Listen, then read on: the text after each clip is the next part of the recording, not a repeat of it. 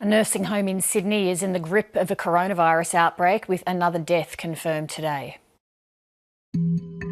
The outbreak in Anglicare's Newmarch House in Western Sydney began on the 11th of April when a part-time worker tested positive. 34 residents and 22 staff members have since been infected and 12 residents have died. 81 residents are in lockdown. Their families say they've been left in the dark, and the New South Wales state government is angry too. We say to the operators of that aged care home, you need to lift your game in communicating to loved ones. It's not acceptable to keep people in the dark. Just put yourselves in the shoes of those people. It's horrific. We asked Anglicare Sydney's CEO Grant Millard on the program for an interview. He declined. A short time ago, I spoke to Anthony Bowe. His 76-year-old mother, Patricia, is a resident at Newmarch House and has COVID-19. Mr. Bowe, thanks for being with us tonight. Firstly, how's your mum going? She's doing well today. She's stood up for the first time in a week, and she's eating, so some positive signs today.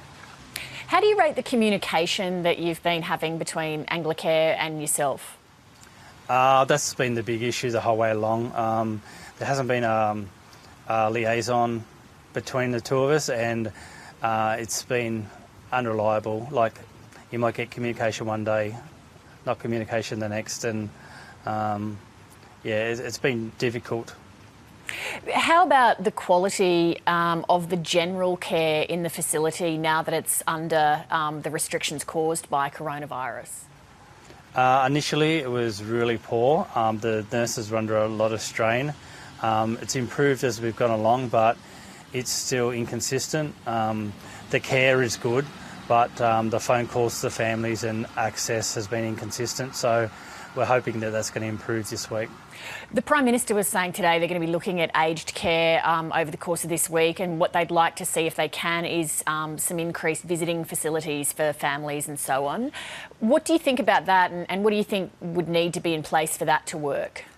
Under no circumstances should nursing homes be open to visitation. We have to look outside the box and use WhatsApp or window-to-window access, because if this is repeated anywhere else, this could get out of control real quick, and the elderly just aren't surviving this. So we've got to do everything we can to not let any other facility go through this. What do you think would help at the moment families with loved ones in aged care, if you could send any particular message to the government or to authorities?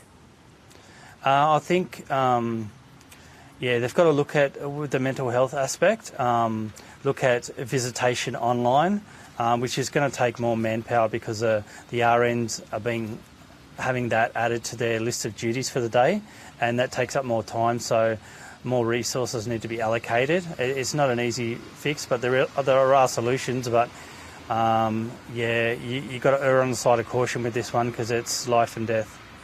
I hope your mum keeps improving, Mr. Bowe. Thanks for speaking out tonight. Thanks for your help.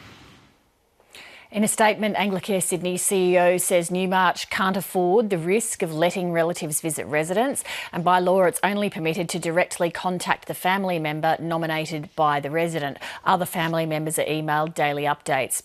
If you've got a story to tell, you can email us at 7.30@abc.net.au. Hi, I'm Lee Sales. Thanks for watching this story. If you'd like to watch more of 7:30's stories, they are on the left of your screen. And tap on the button below to subscribe and get the latest from ABC News.